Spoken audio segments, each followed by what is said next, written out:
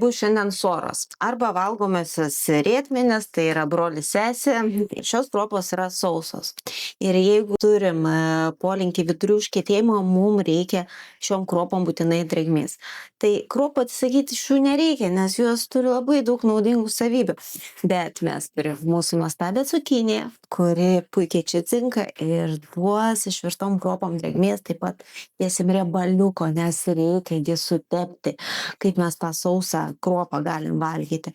Dar šiek tiek triukų ir skanu. Tai kruopas pirmoje vietoje, ką darome? Plauname. Taisyklė numeris 1.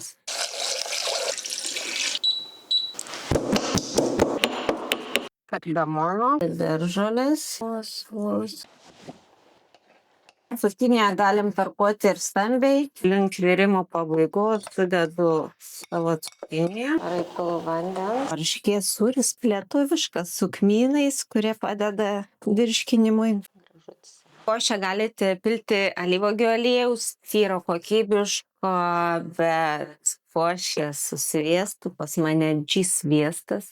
Neatstos man jokio alyvuogių aliejaus. Tai yra mano silpnybė, manau, bet sviestas puikiai sutepa audinius ir jeigu patys jie tikrai sausoki, tai siūlau pabandyti įtraukti į mitybą.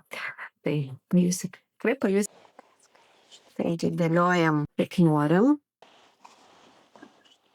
Pabarstam grūdus lietlos, kalai truputį citrinos. Produktas jisai gali būti labai sveikatai palankus, bet netinkamai paruoštas ir netinkamai valgomas, netinkamu metu gali nešti visai priešingas mums savybės negu maitinti mus, o kaip tik išbalansuoti.